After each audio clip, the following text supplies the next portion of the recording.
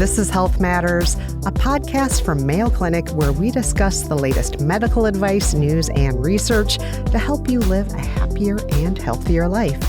My name is Kristen Meinzer. I'm a writer and journalist, and this episode, we're talking about arts and medicine, part 2. In the last episode, we learned about Mayo Clinic's Arts at the Bedside program from both an artist who visits patients and a patient-turned-artist. This episode, we're broadening that conversation to more ways the arts can support healthcare and healing. First, we're talking with Dr. Shelley Noland, a hand surgeon at Mayo Clinic in Phoenix, Arizona, who is also the medical director of the Center for Humanities in Medicine and a poet.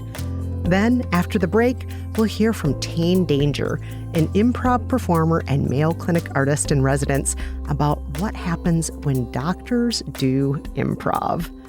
But first, Dr. Shelley Noland, welcome to the show. Thank you. Thanks for having me. Now, Dr. Noland, you are a hand and peripheral nerve surgeon. What is that? So I am a plastic surgeon, but I specialize in hand surgery and peripheral nerve surgery. So anything that could go wrong with the hand or wrist, I would take care of. And when it comes to peripheral nerve, it's really any nerve outside of the brain and spinal cord that could have a problem, such as being pinched or have a tumor on it where a nerve was injured.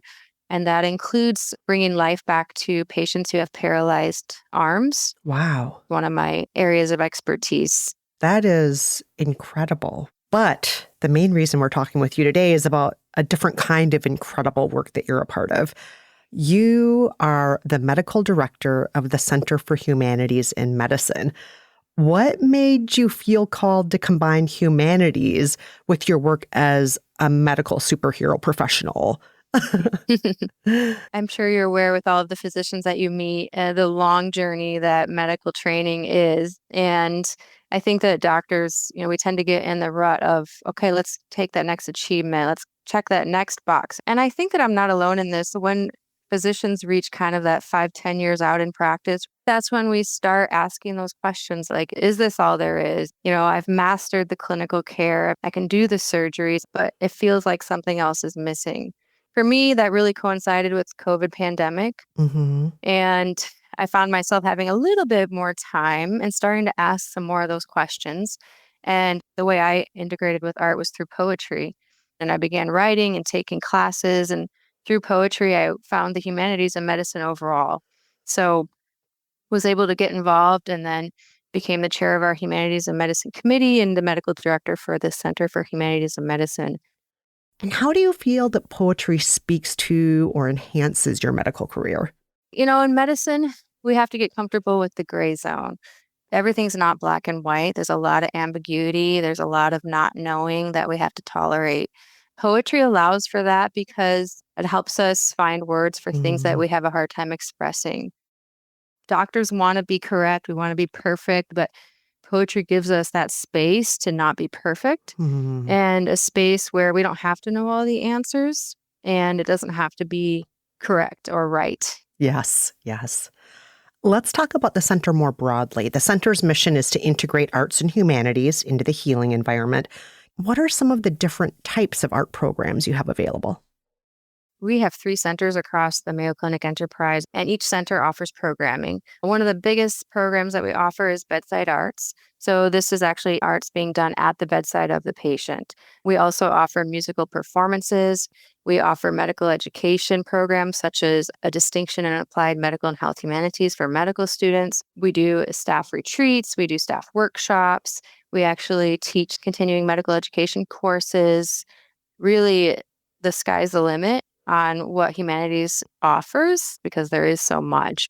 How do the arts and humanities help practitioners be better at practicing what they do?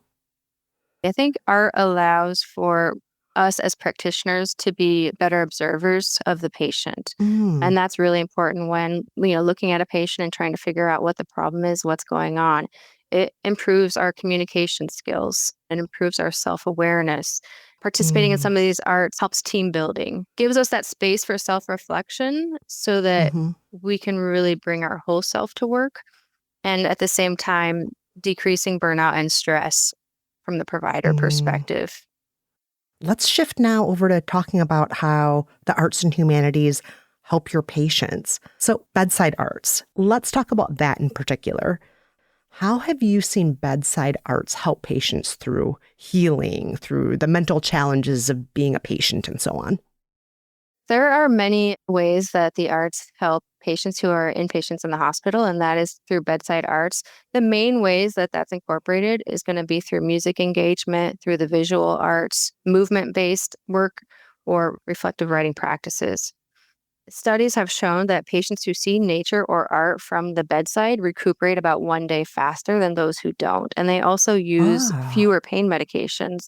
And so that's just one objective finding of how incorporating the arts can be better for the patients overall, can also save money for healthcare in general. The cost of 1 day in the hospital is more than $2,000. And you apply that to every patient in the United States who spends a night in the hospital, that is over $56 billion that potentially could be saved by incorporating the arts and the humanities into that space. wow. In addition, studies have shown that incorporating the arts will decrease stress for patients, will increase their immune system. This has been even shown, for example, to decrease viral load in patients who have HIV after participating in a humanities based intervention. It will decrease depression and increase memory and cognition. And so there's almost limitless benefits to incorporating art into the actual care of the patient. And there is objective data now where we can look at these physiological markers and findings like blood pressure, like lab results, and see how these can be impacted by incorporating the arts. That's incredible because I'm sure some folks out there are thinking, like, why do I need that? And you're talking about improving the care for patients on both a measurable and not measurable level. How do you, Dr. Noland, personally talk with your patients about integrating arts and humanities into their care? One thing that we really try to do, particularly if the patients have an interest in the arts or if they're musicians, is incorporate that act into their therapy. For example, if a patient has hand surgery, a major component of hand surgery is actually the hand therapy with occupational therapists after surgery. And what we have found is if we can incorporate their art activity, whether that be playing an instrument or painting or sculpture, into their therapy, that they A, are going to be much more likely to do it. B, they're going to be happy Mm, because that is their lifelong love. And I believe they will have better outcomes because they're really invested in their therapy at that point. And they also see how that's going to get them back to the meaning making in their life. that makes so much sense. Can you give a specific example of how you've seen the arts or humanities affect either a patient or a practitioner for the better? The patient that comes to mind for me was a transplant patient here in Arizona, and she had a very prolonged course after a liver transplant. And one of the things that she enjoyed doing was origami cranes. And while she was here in the hospital, she ended up making 1,000 origami paper cranes in Wow. all shades of pink and purple. And we created a display of these origami cranes in the transplant area gallery for all patients and staff to see. It was Mm, really beautiful to walk through that area where they're all hanging from the ceiling. wow. And then when the exhibit ended, all of the origami was taken down and distributed to all the staff members in the transplant area. And I have some sitting in my desk now. But I think that is really a great story because that benefited the patient, that Mhm. benefited all of the community that she worked with. It also benefited the staff, and it also benefited the other patients in that area who got to know her and received cranes as well. That's just paper and creativity, and it really changed her experience and changed it for those around her. Now, we've talked about the benefits of humanities in medicine, but if someone point blank asks somebody who doesn't know, why are arts important to medicine? What do the arts even have to do with medicine? What do you tell them? The reason is that we need to take care of the whole patient rather than just trying to solve the problem. Like, here's the problem, here's the solution. That doesn't tell you the whole story. Really, we need to look not just in that one direction, but what is important to the patient, what's meaningful to the patient. I also think that hospitals nationwide are starting to recognize this. You know, more than 50% of hospitals have arts programs now. It's not just at Mayo Clinic. And especially as technology advances, I think the humanities sort of anchors us and keeps us grounded. At the center of healthcare is still the human. And we don't want to lose Hmm. sight of that as we make all of these technological advances. I definitely think art helps with building bridges. I think that it can be viewed as a more pleasant activity, as you mentioned. Drawing or coloring or listening to a musician in your hospital room can get you in a different headspace. I've had patients write me poems, which is really wonderful to have something like that. Mm. There's a project going on in Florida looking at social prescribing. Outpatients will be prescribed activities through the Humanities and Medicine group in Florida. Let's say a patient has breast cancer and they go into a breast cancer clinic. There may be on the table there in the waiting room a book of poetry written by a breast cancer patient. Provider may give them a quote unquote prescription for a poem that they think relates to what the patient is going through, which might help give some language to something that the patient may have a difficult time communicating. Obviously, we're not replacing medical care, but as an adjunct to medical care, humanities prescriptions are being found to be effective and beneficial in that area. It's small, but it's growing.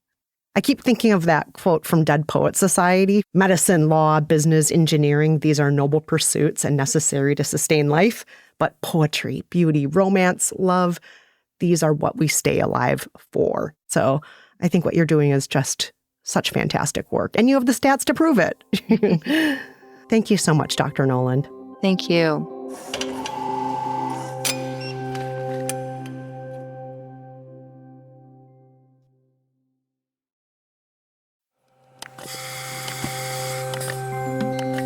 Art is so much more than a way to pass the time.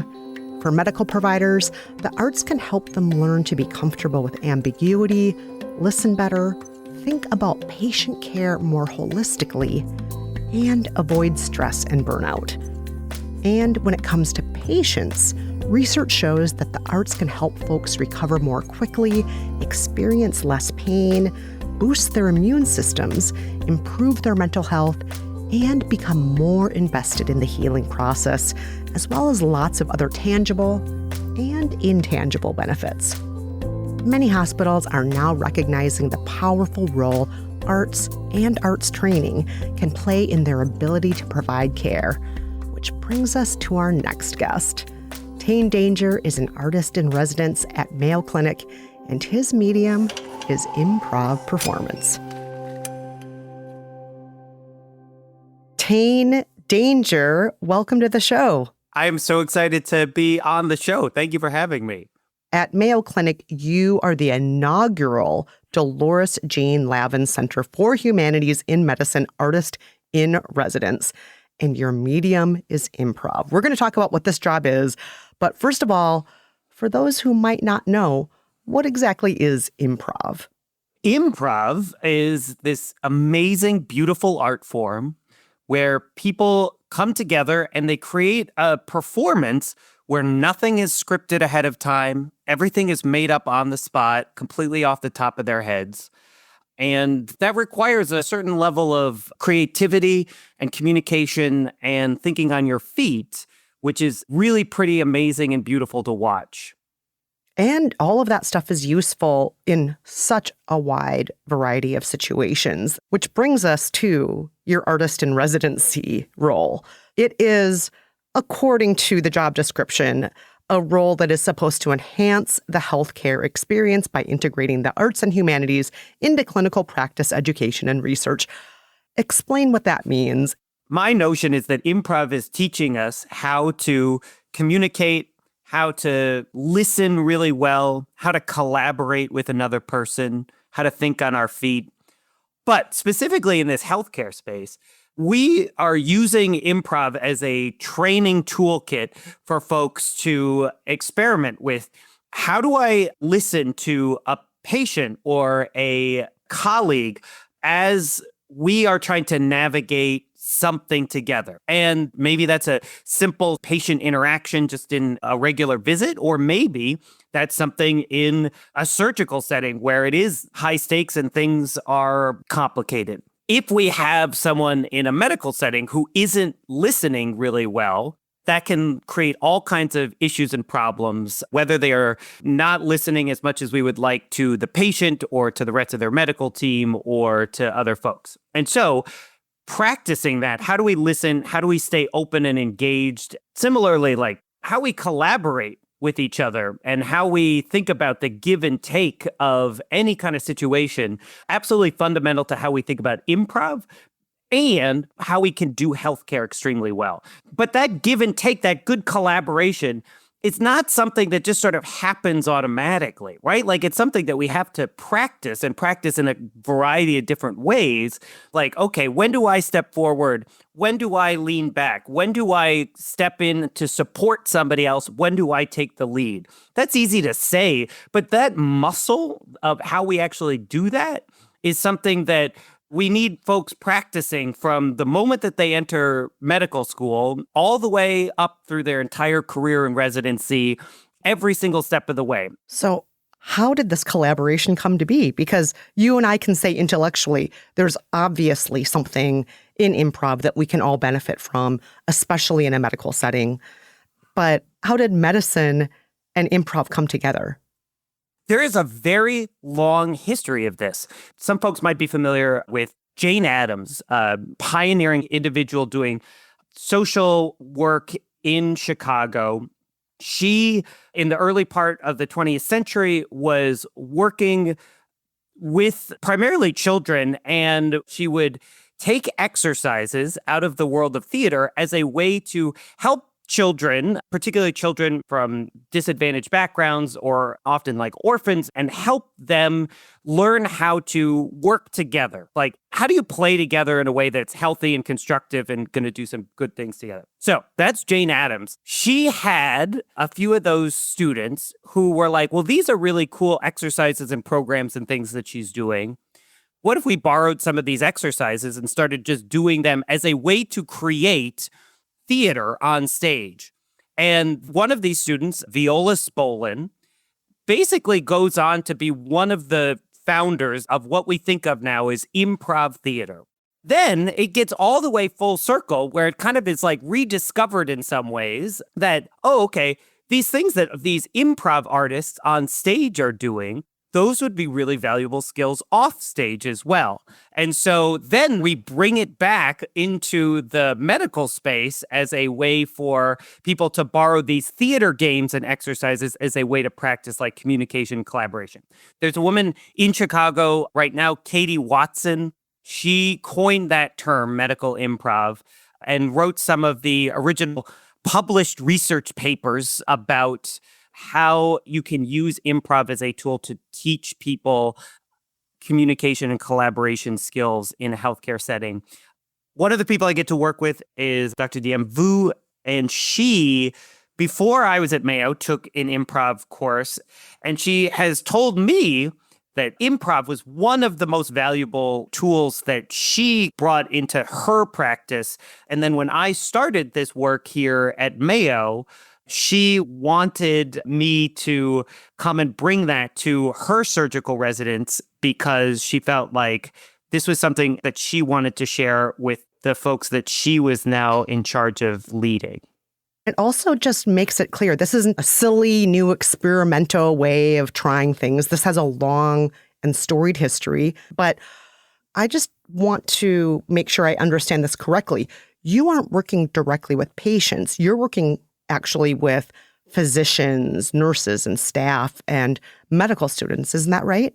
Yeah. So the bulk of the work that I am doing at Mayo is in the space of education and training for medical students, doctors, nurses, allied health staff, anybody at Mayo that would benefit. And so a lot of the work that I'm doing is using some of these theater skills to help people discover different ways to talk to each other, to listen to each other, to be adaptable when something unpredictable happens. In some ways, I think about this as like it's cross-training for healthcare professionals. Like right now, so I am actually training myself for a marathon right now, which means that I'm like doing all kinds of running. And at the same time, I'm also lifting weights and doing these different things. There's a way in which we think about this work that I'm doing using improv as a cross-training for the communication, collaboration, creativity skills that we want healthcare professionals to have. Bringing in the humanities is a way of exercising different muscles, maybe, that are stretching some similar things, or approaching some of the really valuable, important things we want them to learn in a totally different kind of way that gives them a different way of thinking about how do we do this work and do it really well. And is there a specific problem that you're trying to address when you're working with medical staff, with doctors and nurses and so on? What is the goal in all of this? This is a Mayo Clinic podcast, and I'm working for Mayo Clinic. So, of course, I'm biased to say there are no problems. Everything's great. No, I do think that there's a number of things that it helps you with. And these are not unique to Mayo Clinic, right? These are just things that we see anywhere in the healthcare space. For example, we know that there's a complication sometimes in how our healthcare professionals are listening to patients and to each other. And this is sometimes a byproduct of the fact that a doctor, a nurse, a healthcare team might be meeting with dozens of patients in a week, where we maybe hear the same thing over and over again. And our brains just automatically kind of go to a place of, oh, yeah, I know what this is. I know what this is. And there's a part of our brain that stops listening as deeply as maybe we want it to do.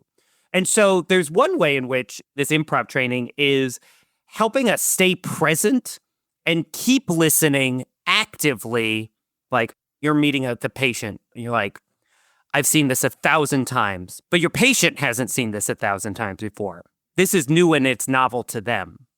And so as healthcare professionals, it's important that folks are walking alongside the patients that they are serving, not getting too far out in front of them, but actually being there listening as this patient is sharing for the first time, maybe like, this is what's going on. And that moment of connection is really important and valuable for patient outcomes and for how patients feel and feel seen in these experiences. And how can this approach work for teams? How healthcare teams work together is incredibly important in this. I was brought in to run a workshop for a team of surgical residents, specifically to try and train them in how do you deal with things that come your way that are unexpected.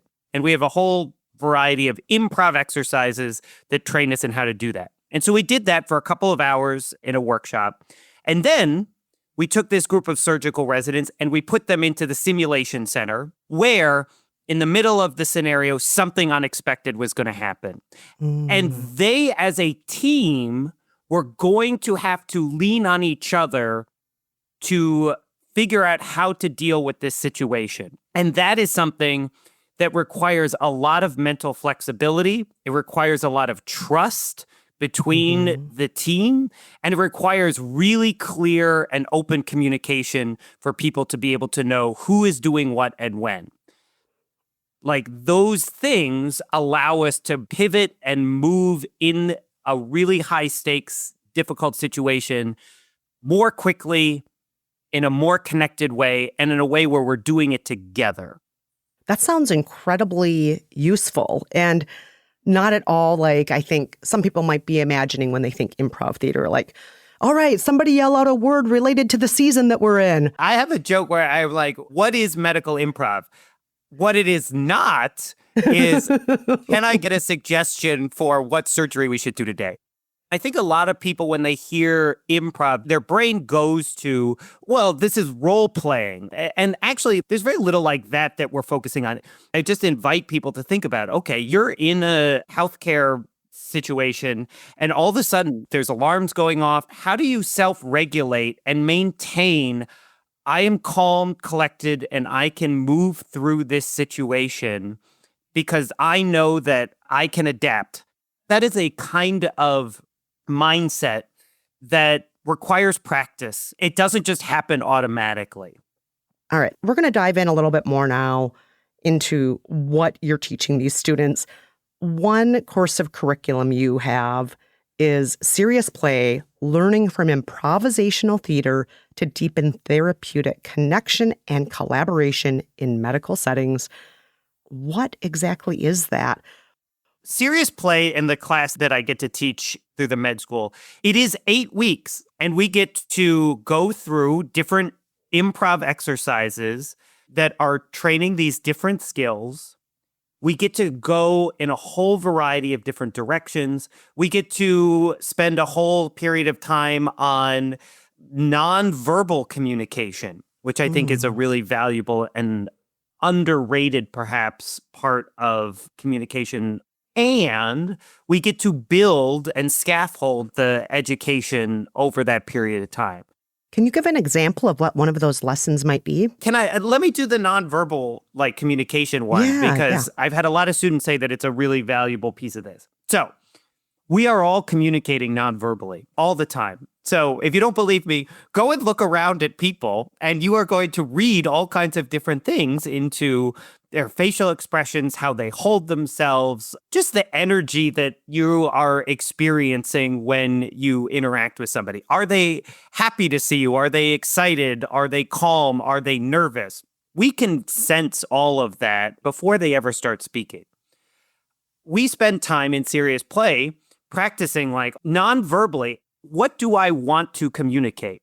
How do I want to show up when I walk into a patient's room? Because I would be very uncomfortable if my doctor showed up in my room and looked like they were very nervous or they were very upset or something like that. At the end of the day, usually where we land is that most of us probably want to communicate, I'm calm, collected, I am paying attention to this other person. And we can hone in on that by flexing some of those muscles, practicing different ways that we hold ourselves, different ways that we use our facial expressions to show up and connect with and communicate with another person. And this leads to folks thinking very differently about literally that moment right before they walk into a patient's room. When they've got maybe their hand on the doorknob, taking 2 seconds to be like, all right, how am I holding myself right now? What is my facial expression communicating? And how do I want to enter this room and show up? Because you are going to communicate something when you walk into that room. And so you may as well make the decision that you want to make about what that communication is. Now, obviously, there are benefits to what you're teaching, but I'm guessing that some people might think, improv, this isn't serious work. Have you run into resistance? And if so, how have you dealt with that? Yes. It is something that people start out skeptical, but at the end of the day, I always say, wouldn't you like it if you knew that your healthcare provider was as trained as possible in being a good listener? And there are times when some supervisor or something will bring me in for a workshop, and I will walk into this space, and there will be a lot of crossed arms and a general sense of what exactly are we going to be doing for these next 2 hours, and why is this a good use of time?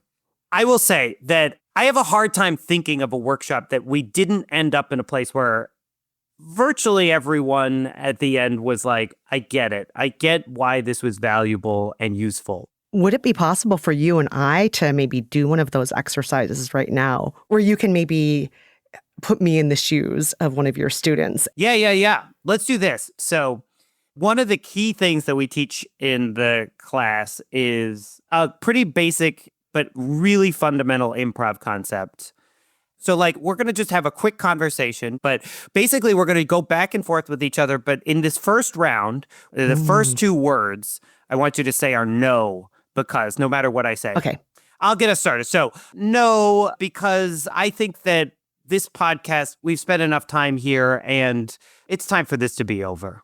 No, because there are so many more questions I have to ask, and I really think it would be a shame to cut this short. No, because I think you've gotten everything that you need out of me. No, because I believe that you have so much more to offer, and I think it would be so useful for you to share it. No, because I feel like I've talked too much already here. No, because this is something that you and I both are invested in. We both love Mayo. We both love patient care. No. No. Exactly. Okay. Great. So just remember how that felt. Let's flip that and use what the improv tool is. And one of the key things we teach, Okay. which is yes and. Mm-hmm.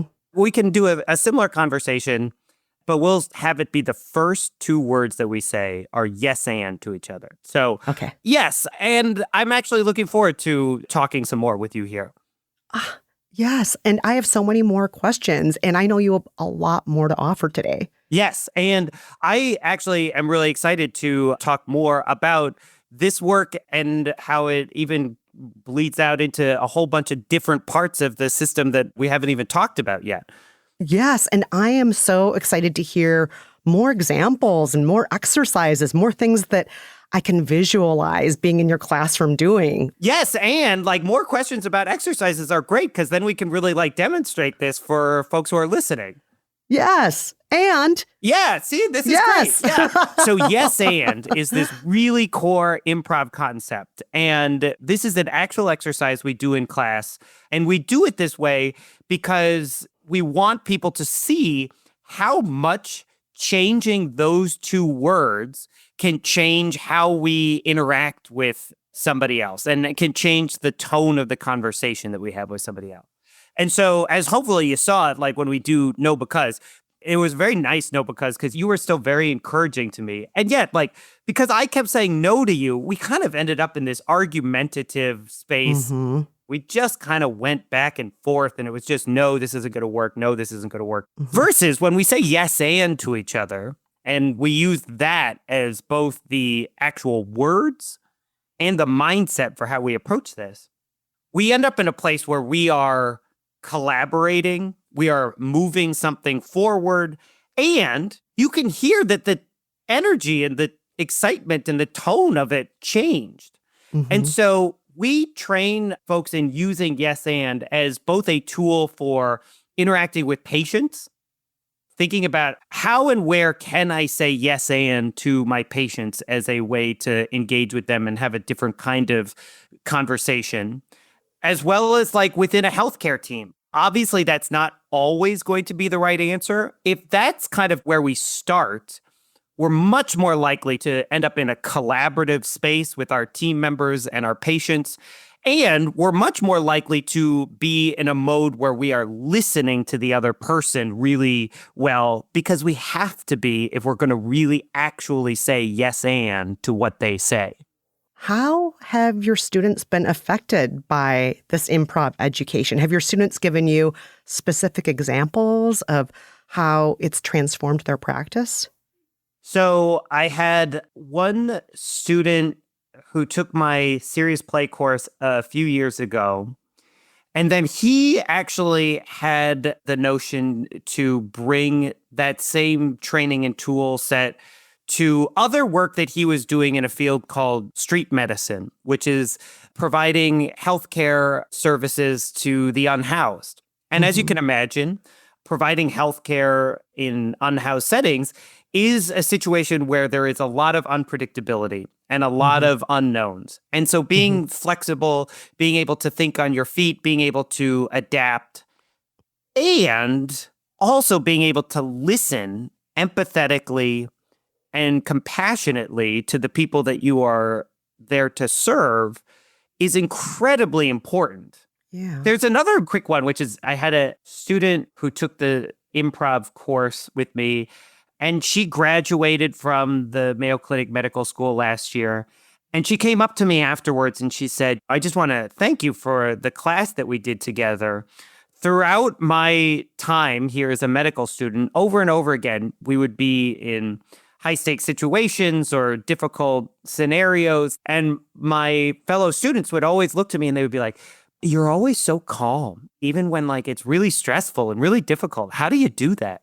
And she would just tell them, because I took an improv class. More than anything, that class had helped her realize whatever comes my way, I can adapt and I can figure it out.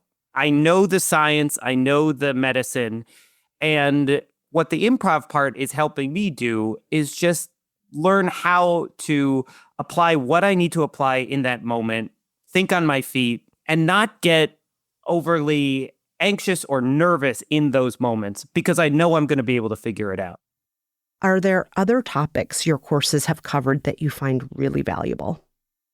One thing that we are working on right now and developing is a training that we're calling Care Unscripted. And this is a partnership between me and Angela Lundy, who works in the Center for the Study on Aging at Mayo Clinic and works specifically a lot with folks who have dementia, Alzheimer's, or other memory diagnosis.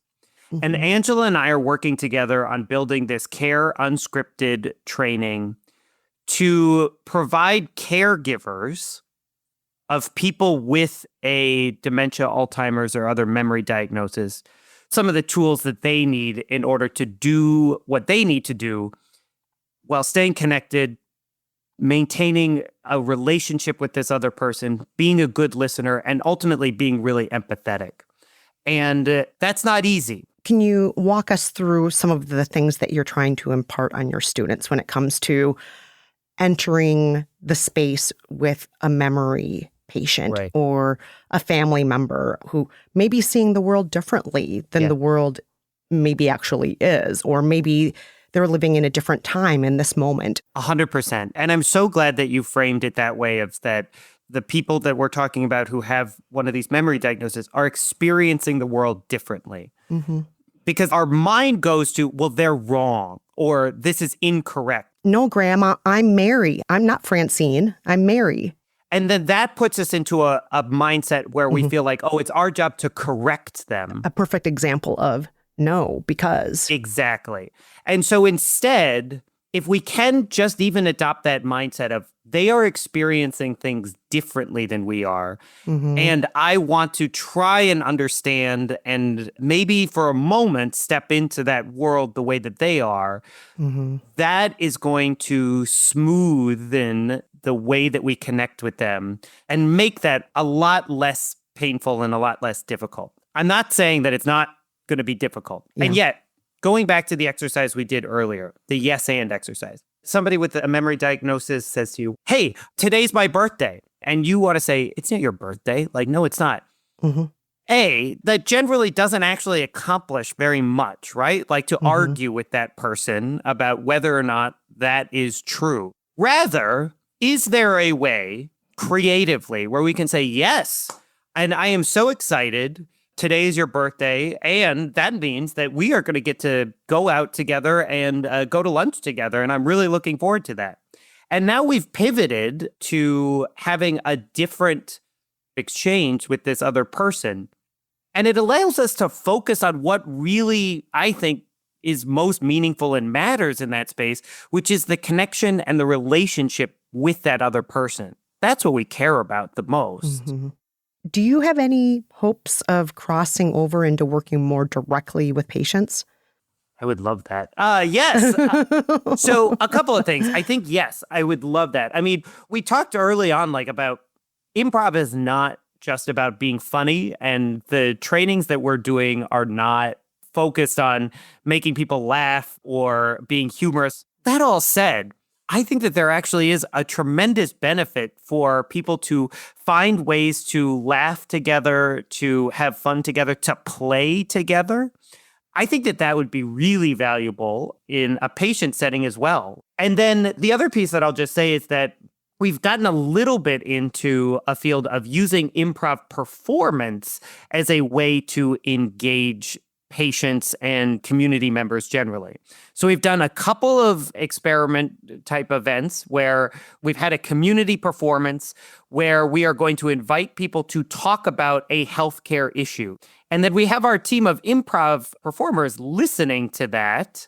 And then they do a show reflecting back to the community. Here's some of the things that you're worried about. Here's some of the things that you wonder about and you don't know. Here's some of the things you want to hear from your healthcare professionals.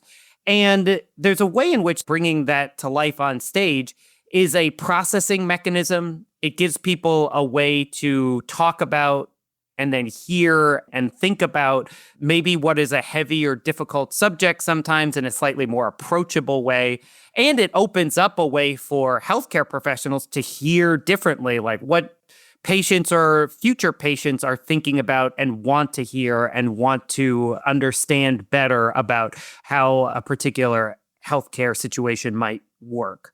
And it's something that I am really excited about, the potential of using the arts and the humanities as a translation understanding tool for really making this all connected and, as the name Humanities suggests, very human-centered in everything that we do. Well, what a beautiful note to end on. I think everybody listening to this conversation is thinking, maybe I should take an improv class. So thank you so much, Tane Danger, for joining us today. Thank you for sharing your humor and your insight and your wisdom. We so appreciate it. Thank you. This was really an honor.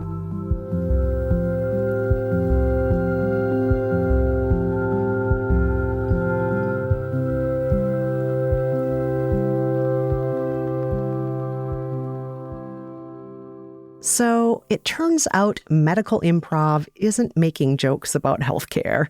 It's actually about using improv exercises to cultivate skills like deep listening, working together as a team, and adapting to unexpected situations.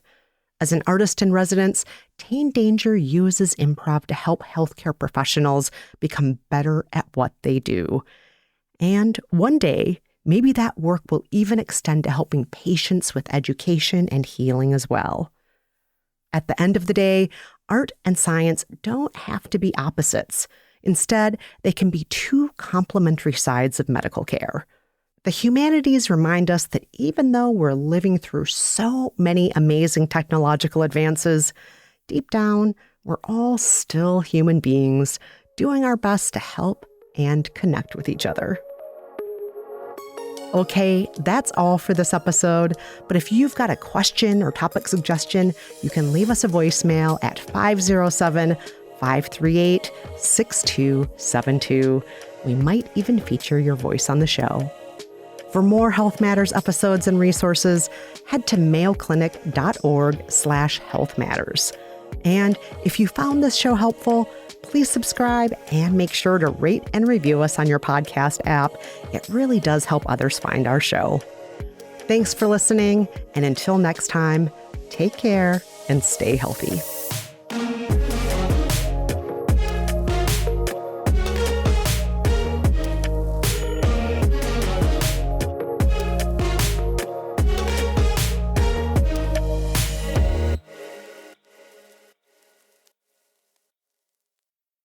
This podcast is for informational purposes only and should not be relied upon as medical or legal advice.